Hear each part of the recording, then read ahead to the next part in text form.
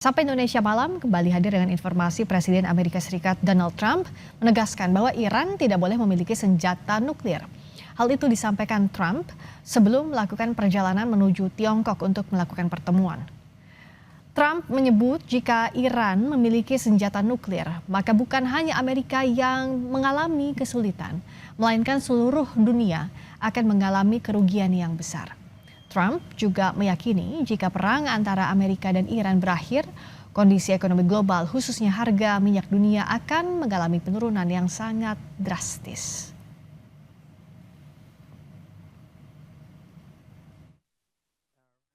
The most important thing by far is Iran cannot have a nuclear weapon. Americans understand, and they just had a poll, like 85%, which is surprising. It's only that.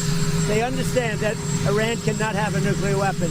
If Iran has a nuclear weapon, the whole world would be in trouble because they happen to be crazy. They're not going to have a nuclear weapon. Sementara itu Iran mengancam akan terus memperkaya uranium mereka hingga tembus 90% atau level minimal senjata nuklir. Hal itu disampaikan Ketua Komisi Kebijakan Luar Negeri dan Keamanan Nasional Parlemen Iran, Ibrahim Rezaei, melalui akun Twitter miliknya atau X miliknya. Ia mengatakan salah satu opsi Iran jika terjadi serangan lain adalah pengayaan uranium hingga 90%.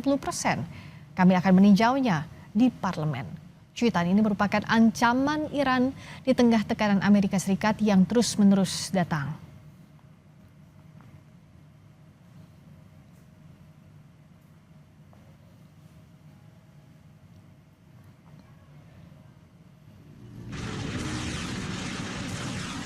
Lalu sebesar apa ancaman Iran akan terjadi dengan kepemilikan uranium saat ini? Dan apa saja efek destruktifnya jika ancaman Iran benar dilakukan? Untuk membahasnya kita sudah bergabung dengan dua narasumber, ada Tia Mariatul Kiptiah selaku dosen HI-Binus University dan juga Zaki Suud, guru besar teknik nuklir dari Institut Teknologi Bandung ITB. Selamat malam Pak Zaki, Mbak Tia. Selamat malam, Mbak Friska. Terima kasih sudah hadir. Saya ke Pak Zaki dulu. Kalau Iran tadi menyebut akan memperkaya uraniumnya hingga tingkat kemurnian 90% sebagai ambang minimal dikonversi menjadi hulu ledak nuklir yang fungsional. Dengan kondisi saat ini kan ada 60% ya Pak Zaki ya yang sudah diproduksi oleh Iran. Sebenarnya dari 60% ke 90% itu breakout time-nya sebagai gambaran sederhananya berapa lama jika itu terjadi Pak Zaki? Ya, ini mungkin tergantung kepada kondisi instalasi yang ada di Iran ya. Tapi kondisi paling cepat mungkin prediksi dari pakar dari MIT mengatakan itu bisa dalam beberapa bulan saja gitu. Hanya beberapa bulan saja itu waktu yang minimal ya untuk mengkonversi itu menjadi senjata nuklir. Dengan asumsi peralatan yang selama ini mereka miliki itu masih berfungsi dengan baik begitu.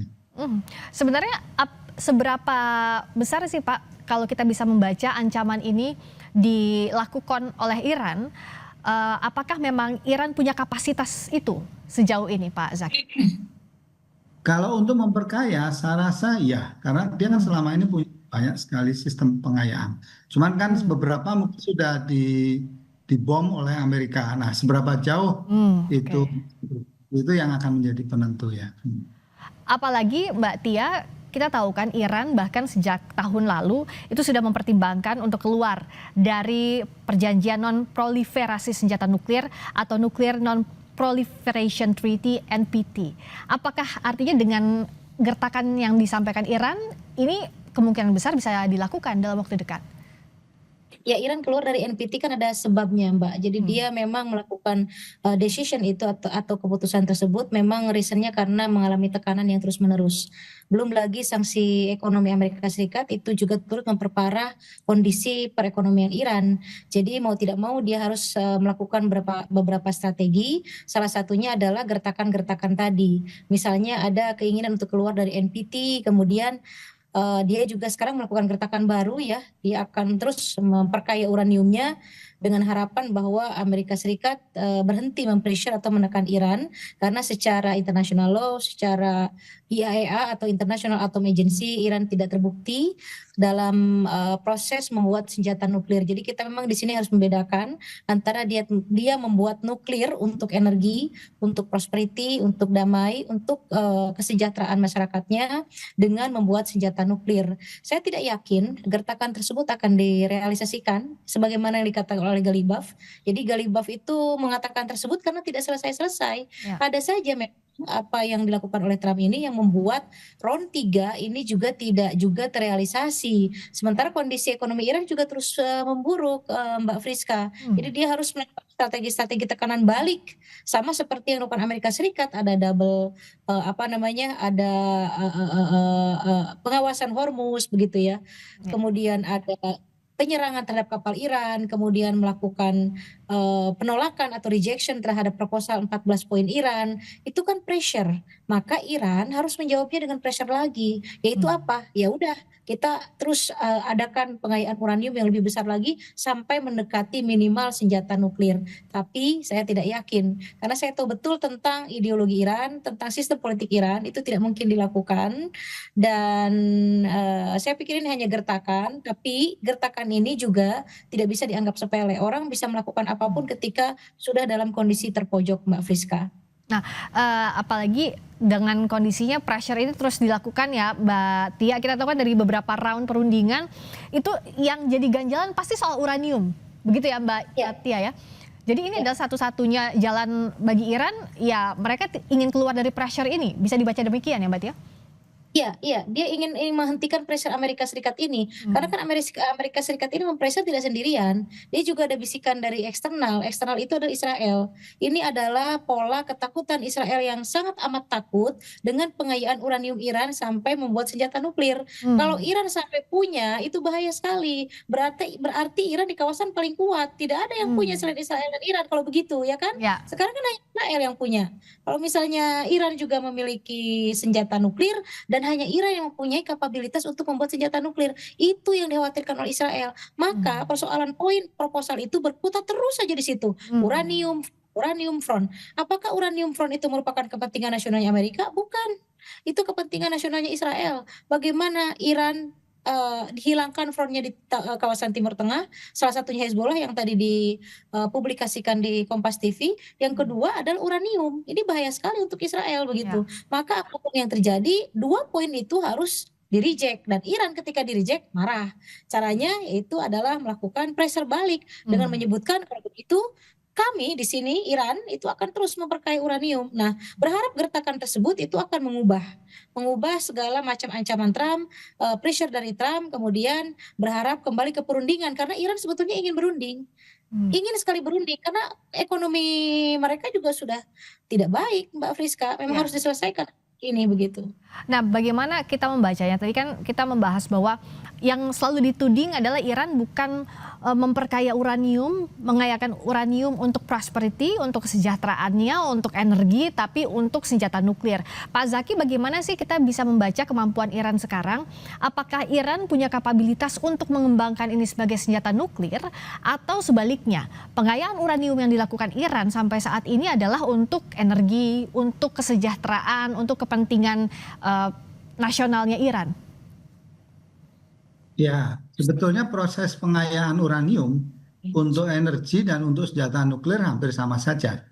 Kalau masalahnya kalau untuk energi itu biasanya pengayaan untuk reaktor yang lazim dipakai di dunia itu paling sampai orde 5%. 5% pengayaan itu yang lazim digunakan. Kadang hanya 3,5 sampai 4% untuk reaktor yang paling banyak dipakai di dunia. Batasan internasional menyatakan maksimum itu 20%. Itu ada regulasi, orang boleh menggunakan reaktor, boleh menggunakan uranium diperkaya sampai 20%. Nah, jadi menggunakan reaktor nuklir dengan pengayaan di atas 20% itu sudah dilarang.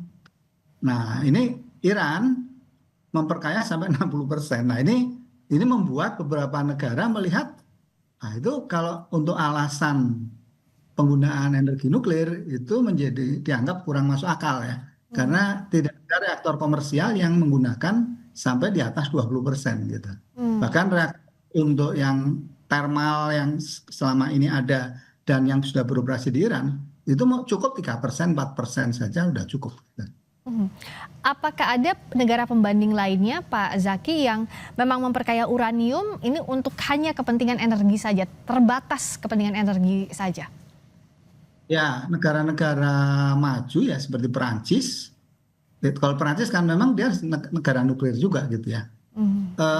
Masalahnya begini, pengayaan uranium dan pemrosesan uranium menjadi dari bahan bakar bekas diambil plutoniumnya itu memang sangat sensitif. Bukan hanya Iran. Waktu yang lalu Korea Selatan setelah melihat Korea Utara itu memperkaya uranium untuk bikin bom, beberapa ahli di Korea Selatan itu mencoba memperkaya dan sampai pada level mendekati untuk bikin bom. Tapi itu kemudian ketahuan dan mereka diberi hukuman juga oleh IAEA. Jadi itu memang teknologi yang sensitif, bukan hanya Iran, siapapun, termasuk Indonesia. Kalau kita mencoba memperkaya, meskipun hanya untuk reaktor nuklir hanya 3%, itu tetap saja kita akan dicurigai dan ada kemungkinan akan menghadapi masalah yang sama juga dengan yang dihadapi Iran. Gitu. Jadi memang ini teknologi yang sensitif sekali ya? Sangat sensitif. Ya. Jadi khususnya untuk negara dunia ketiga, dua teknologi yang sangat sensitif, pengayaan uranium sama pemrosesan ulang bahan bakar nuklir. Makanya kalau kita para pakar nuklir di Indonesia itu memang tidak merekomendasikan kita masuk ke ranah itu gitu ya. Karena itu akan bikin masalah tersendiri gitu. Iya, dan kalau kita bandingkan ya Mbak Tia, justru negara yang leluasa untuk pengayaan uranium atau bahkan punya senjata nuklir adalah Amerika Serikat, juga Israel. Iya, P5+1 itu punya semua. Dari perspektif AI itu negara-negara P5+1 punya semua, Rusia, Amerika, Israel juga gitu ya. Kemudian Cina juga punya. Jadi memang sebetulnya kalau dari sisi international law boleh orang itu memiliki energi nuklir. Nah, yang tidak dibolehkan itu adalah senjata nuklir. Tapi mereka punya yang tadi saya sebutkan negara-negara besar itu. Nah, bagaimana mencegah negara-negara lain untuk tidak memiliki senjata nuklir? Ada yang disebut dengan International Atom Agency. Itu non-state actor atau international organization yang mengawasi semua negara untuk tidak mengarah ke arah sana. Begitu. Nah, kenapa negara-negara yang P5+1 itu boleh, bahkan mereka punya veto juga begitu ya, bisa mereject seperti Amerika belum lama mereject semua ceasefire Palestina. Jadi terjadi genocide karena di-reject terus, di-veto lagi begitu ya. Ceasefire itu di-reject lagi. Memang ketimpangan. Ini dunia sistemnya masih unipolar, artinya kekuasaan ada di satu negara, yaitu Amerika Serikat, yang lain harus tunduk. Nah, yang tunduk itulah diawasi oleh international organization, yaitu IAEA, International Atom Agency nuklir. Mereka terlibat dalam NPT. NPT itu poin-poinnya adalah semua negara yang terlibat dalam program nuklir, dalam pengayaan uranium itu tidak boleh melebihi ambang batas, itu satu. Dua, untuk perdamaian, untuk prosperity rakyat, dan tidak menuju ke arah senjata nuklir. Iran tanda tangan begitu ya, semua negara-negara tanda tangan, tapi mereka suka-suka lah ya negara-negara besar itu. Nah, ini yang disebut dengan unfair itu atau ketimpangan itu tadi yang saya sebutkan sebagai unipolar begitu ya. Dan seharusnya ketika itu sudah diinvestigasi oleh IAEA dan Iran tidak terbukti membuat senjata nuklir, selesai sebetulnya. Masalahnya ternyata mungkin ada proses intelligence information ya yang sampai kepada Israel sehingga mengetahui Iran sudah melebihi ambang batas. Pengayaan uraniumnya itu melebihi ambang batas untuk perdamaian. Maka terjadi serangan yang kemarin kita saksikan bersama, Mbak Friska. Dan inilah yang mempertajam awalnya ada perang ini karena Amerika Serikat menganggap Iran adalah ancaman kalau nggak diserang lebih dulu, begitu kan? Jadi lebih ke asumsi, perkiraan atau informasi intelijen yang disebutkan. Nah, tapi negara-negara P5+1 ini kan sejak tengah-tengah perang terjadi mencoba untuk menjembatani. Salah satunya misalnya Rusia, ya udah dititipkan di uraniumnya di Rusia salah satunya. Tapi tampaknya dengan sikap Amerika Serikat sampai sekarang belum ada kesepakatan untuk itu ya. Ya, mereka cari aman, Rusia cari aman, Cina cari aman, dalam hal ini mereka lebih mementingkan kepentingan nasionalnya masing-masing. Hmm. Tapi mereka juga tidak ingin kehilangan Iran, karena Iran di Timur Tengah menjadi kepentingan nasionalnya Amerika juga, Cina juga dan Rusia. Coba bayangkan Mbak Friska, kalau Iran tidak ada di Timur Tengah, apa yang terjadi dengan Cina dan Rusia? Ini bukan membela Iran, bukan dua Ya. negara ini membela Iran, bukan. Ini bicara mengenai kepentingan nasionalnya Rusia dan Cina. Jadi Iran itu masuk ke dalam kepentingan mereka. Kalau misalnya Iran tidak ada, itu bahaya juga untuk Rusia dan Cina. Bagaimana terjadi balance di Timur Tengah kalau tidak ada Iran? Ya. Jadi Iran ini adalah mendukung juga ekonomi mereka, mendukung juga kepentingan mereka di Timur Tengah. Artinya kalau Iran tidak ada, yang mendominasi kawasan ini Amerika dan Israel dong. Nah itu Hmm. berbahaya untuk mereka. Maka istilahnya di HI ada yang disebut dengan teori balance of power. Bagaimana keseimbangan itu harus tetap dijaga. Dan Iran merupakan penyeimbang di Timur Tengah. Karena selama ini kan Gulf countries, negara-negara Teluk sudah menjadi aliansi Amerika Serikat. Ya. Siapa yang tidak ikut Amerika di Teluk? Semuanya ikut kecuali Iran. Dan Rusia dan Cina harus mempertahankan Iran tetap eksis kalau mereka juga ingin eksis begitu. Bukan maksud tergantung eksistensi dua negara ini tergantung dari Iran, bukan. Ya. Tapi Iran masuk ke dalam kepentingan nasionalnya Rusia dan Cina. Demikian Mbak Priska. Inilah yang dikhawatirkan sejak tadi kita bicara bagaimana Amerika Serikat sangat tidak setuju Iran Ya. punya nuklir ya, apalagi mengembangkan senjata nuklir. Sebenarnya kalau dari sisi lainnya Pak Zaki, aturan pengembangan nuklir di tiap negara seperti apa sih? Tadi kan ya 20%, di atas 20% pasti menimbulkan kecurigaan.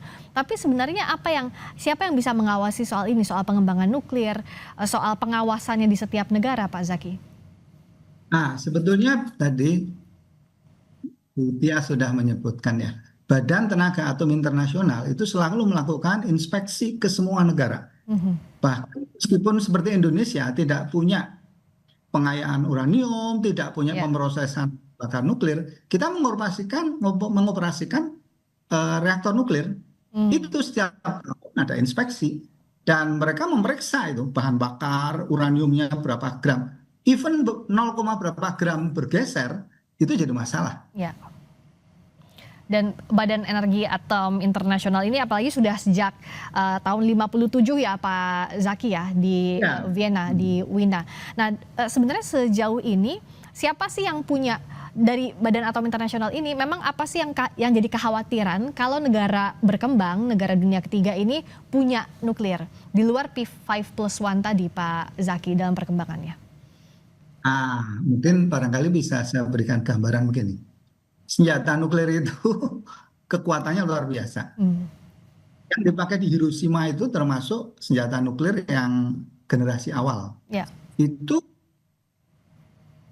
ukuran generasi sekarang itu bahan bakarnya itu cukup 0,5 liter. Daya ledaknya setara 20.000 ton TNT. Jadi kalau itu diledakkan, itu radius kira-kira 10-15 kilo itu rata dengan tanah. Oke. Jadi satu kota besar itu habis gitu ya. Nah sekarang dunia ini sudah lebih dari 40.000 kepala nuklir yang daya ledaknya jauh lebih besar dari itu. Dan pertanyaannya, mengapa dengan senjata nuklir sebanyak itu dan sejak Perang Dunia Kedua itu sudah 70 tahun lebih, tapi tidak ada senjata nuklir lain yang meledak? Permasalahannya adalah Amerika dan Rusia dan negara yang lain itu memahami itu namanya jaminan hancur bersama.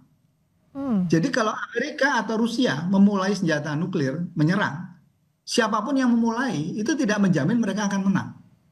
Jadi siapapun yang mulai semua akan hancur. Bahkan dunia akan hancur. Sekali senjata nuklir itu diledakkan dan memicu perang nuklir, itu praktis dunia akan hancur. Ya. Nah, itulah yang sebetulnya agak dikhawatirkan oleh banyak tokoh di dunia. Bisa dibayangkan kalau senjata nuklir itu dimiliki oleh non-state actor atau negara tapi yang ya bisa dibilang misalnya negara koboi gitu ya. Ya. Coba kan gitu ya. Ini tentu dikhawatirkan itu akan bisa memicu domino perang nuklir global dan itu akan berdampak kehancuran dunia. Nah, seperti tadi, kenapa Rusia atau Amerika nggak ada yang menyerang nuklir? Karena mereka tahu, mereka menyerang duluan pun akan sama hancurnya gitu. Ya. Nah, itu yang menyebabkan mengapa peledakan senjata nuklir itu tidak terjadi lagi setelah Perang Dunia Kedua. Karena mereka tahu konsekuensinya. Siapapun meledakkan dulu, menyerang dulu, itu tidak menjamin akan menang. Nah, tentu kalau misalnya sekelas Amerika atau Rusia mau menyerang, tentu mereka berpikir betul. Itu artinya menyerang itu juga berarti menghancurkan negaranya sendiri. Nah, yang dikhawatirkan kalau misalnya negara-negara kecil gitu ya, yang pemimpinnya diktator, kemudian tanpa berpikir panjang punya senjata nuklir, itu bisa menjadi pemicu awal yang kemudian memicu perang nuklir global gitu ya. Ya. Nah, itu barangkali alasannya ya. Terlepas alasan itu tepat atau tidak, tapi itu yang menjadi alasan selama ini mengapa orang sangat ketat mengawasi penyebaran senjata nuklir itu. Ya, itulah kenapa jangan sampai ada negara yang menyerang duluan atau menyalahgunakan pengayaan uranium dalam hal nuklir. Nah, tapi dalam perkembangannya saat ini, Mbak Tia, siapa yang bisa jadi jembatan sebenarnya agar bicara soal perundingan tidak bolak-balik deadlock dalam soal uranium, pengayaan uranium. Lalu juga apakah pertemuan Amerika Serikat dan Tiongkok meskipun memang itu heavy-nya lebih ke ekonomi, tapi bisa jadi pintu masuk setidaknya agar tidak ada bottleneck dalam proses perundingan ini. Kita akan bahas usai di Sapa Indonesia Malam saat lagi. Terima kasih Anda masih bersama Sapa Indonesia Malam. Kita lanjutkan lagi diskusinya ke Mbak Tia. Apakah perundingan yang saat ini berlangsung antara AS dan Tiongkok meskipun lebih heavy, lebih berat ke ekonomi, tapi setidaknya bisa jadi pintu masuk? Karena kan masih jadi bottleneck soal pembahasan pengayaan uranium ini. Ya, harapan kita tinggal Cina, Mbak Friska. Karena kan sudah 2 kali perundingan dan itu failed ya. Iran datang tapi tidak ikut, malah pulang. Amerika datang, kondisi di Islamabad sudah kosong. Kemudian mereka mencoba melakukan ulang plan untuk perundingan, gagal kembali. Yang ada adalah saling menyerang, saling pressure satu sama lain. Dan ketika Arachi melakukan kunjungan ke Cina, sebetulnya disitulah kita ada harapan bahwa akan terjadi round 3, perundingan round 3. Dan ditambah lagi ternyata Xi juga menginvite atau mengundang Trump untuk berdiskusi bersama. Walaupun poin-poin nanti di meeting itu tidak melulu tentang Iran, Mbak Friska. Ada juga beberapa perundingan yang berkaitan dengan misalnya kerjasama ekonomi Cina dengan Amerika Serikat, ekspor Cina ke Amerika Serikat. Karena secara barang atau retail yang diekspor dari Cina ke Amerika itu cukup tinggi. Belum lagi tarif kan, belum lama mereka juga ada clash antara Amerika dengan Cina mengenai tarif. Itu juga akan masuk saya pikir ke dalam perundingan. Kemudian akan juga dibahas mengenai perusahaan-perusahaan Cina yang membeli minyak dari Iran, itu bagaimana solusinya, dan perundingan Iran dan Amerika Serikat itu hanya menjadi salah satu poin. Tapi mudah-mudahan Mbak Friska, salah satu poin tersebut mengarah kepada perdamaian. Kita semua bersama, para akademisi, para profesor, scholars, analis yang fokus dengan masalah nuklir, masalah perdamaian, masalah Timur Tengah, itu mempush atau mendorong untuk menuju ke perdamaian. Karena apa? Bahaya kalau terus konflik, efeknya adalah kepada energi security atau keamanan energi kita ya. Bagaimana kondisinya naik terus, terdampak juga ke rupiah, terdampak juga kepada ekonomi dalam negeri kita, dan kita harus bersama-sama, media juga mempush untuk menciptakan perdamaian. Mereka harus segera kembali ke perundingan, dan mudah-mudahan Xi Jinping itu bisa melakukan komunikasi yang baik dengan Trump sehingga Trump tidak seenaknya lagi begitu ya. Ada poin-poin yang bisa disepakati begitu oleh Trump, kemudian mereka bersedia kembali ke perundingan. Demikian Mbak Presiden. Ya, ini yang diharapkan karena selalu gagal perundingan sampai hari ini sudah 2 bulan lebih, dan selalu yang jadi kendala adalah nuklir soal pengayaan uranium. Nah, saya kembali soal uranium ini, saya ke Pak Zaki. Sebenarnya bagaimana kita membaca kekuatan Iran dari sisi fasilitas di Natanz atau di Fordow? Kemampuan mereka seperti apa sih Pak dengan fasilitas di Natanz dan Fordow yang dimiliki Iran? Ya, simpel saja Mbak. Kalau mereka sudah bisa memperkaya uranium sampai 60% sebanyak 400 kilo, itu kan pakar mengatakan kalau itu diteruskan sampai 93%, itu bisa jadi kira-kira 10-12 bom atom gitu ya. Jadi itu memang kemampuan, ya tidak banyak negara yang mempunyai kemampuan seperti itu. Artinya memang itu kemampuan memperkayanya udah luar biasa, bisa sampai level itu ya. Karena kalau orang memperkaya mungkin hanya 3% untuk reaktor gitu, mungkin itu lebih mudah. Tapi kalau udah sampai 60% itu sudah sangat tinggi ya. Bahkan mungkin itu pun sudah bisa dipakai untuk bikin bom atom kelas rendah gitu ya. Ya, kalau sebenarnya dari sisi sains, Pak, sebenarnya untuk jejak pengolahan uranium jadi senjata nuklir ini apakah bisa disembunyikan sepenuhnya dari pantauan satelit ataupun sensor dari IAEA atau pasti bisa ada cara mendeteksinya secara teknis? Ya, secara teoritis banyak teknik untuk mendeteksi. Tapi kalau dia ditaruh di dalam tanah sekian ratus meter ya nggak akan bisa. Tetap sulit juga terdeteksi ya Pak ya? Iya. Itulah kenapa makanya selalu dari negara-negara ya terutama Amerika Serikat mengkhawatirkan ini begitu bahwa Iran akan mengembangkan punya fasilitas nuklir yang tidak terdeteksi.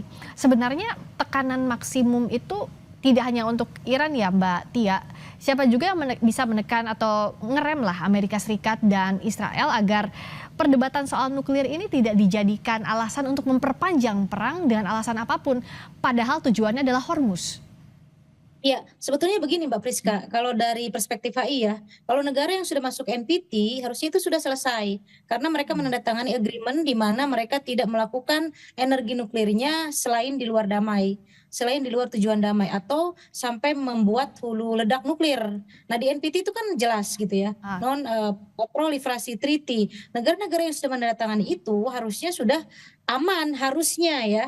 Kita juga termasuk begitu, kita ada batan ya tapi terus tuh diawasi begitu ya. Kemudian yang kedua adalah IAEA itu tadi, International Atomic Agency, itu juga terus-terusan mengawasi dan ketika melakukan investigasi dengan Iran tidak ada indikasi ke arah pembuatan senjata nuklir. Makanya pada masa Barack Obama itu mereka sepakat Amerika dengan Iran melakukan satu perjanjian yang disebut dengan JCPOA. Isi perjanjian itu adalah Iran akan taat, akan patuh, akan welcome terhadap investigasi IAEA, kemudian tidak akan membuat senjata nuklir, pengayaan uranium adalah full untuk tujuan damai dan prosperity rakyat begitu ya. Karena memang sanksi Amerika Serikat tetap berjalan kan. Jadi memang pada masa Obama ini kenapa Amerika welcome? Karena memang terbukti tidak membuat senjata nuklir, melakukan pengayaan uranium iya, tapi untuk prosperity. Nah, kenapa sampai di ambang batas melebihi bahkan ya untuk damai? Karena tekanan tinggi dari Israel itu tadi. Jadi di kawasan itu kan mereka berhadapan Israel dengan Iran ini. Jadi kalau misalnya istilahnya apa ya Mbak untuk menakut-nakuti itu, jadi supaya kondisi keamanan negara Iran itu tetap terjaga begitu karena kan Israel ini melihat Iran itu adalah sandungan untuk seperti dia begitu. Iran melihat Israel itu adalah ancaman juga untuk negaranya sehingga terus melakukan pengayaan uranium begitu. Tapi itu tadi saya tidak yakin Iran akan sampai kepada membuat hulu ledak. Tidak yakin karena saya persis tahu ideologi Syiah itu kalau taatnya itu seperti apa. Makanya rezim susah ditumbangkan ya. Karena buat mereka seorang ayatollah itu memang harus betul-betul ditaati termasuk juga syariat-syariat di dalamnya. Beda dengan kita, dengan Sunni ya insya Allahnya itu berbeda dengan ideologinya mereka begitu. Maka saya sampai hari ini tidak yakin kalau sampai membuat senjata nuklir karena mereka taatnya itu tadi Mbak. Jadi mematuhi pasti apa perjanjian yang ditandatangani begitu ya dan diperintahkan oleh pemimpin tertingginya ya. Iya. Kita akan sama-sama tentu yang diharapkan tidak sampai berkembang dan tidak terus-terusan deadlock soal ini karena bagaimanapun juga yang jadi ikut merasakan rugi adalah semakin banyak lagi tidak hanya di kawasan tapi juga negara-negara termasuk kita yang terimplikasi secara ekonomi. Tapi yang jelas ini harus segera dituntaskan. Kita dorong terus untuk ke sana untuk perdamaian di perang Iran antara Iran dan juga Amerika Serikat ini. Terima kasih untuk perspektifnya malam hari ini Mbak Tia Mariatul Kiptiah selaku dosen HI Binus University, juga Pak Zaki Suud, guru besar teknik nuklir dari Institut Teknologi Bandung. Terima kasih, selamat malam.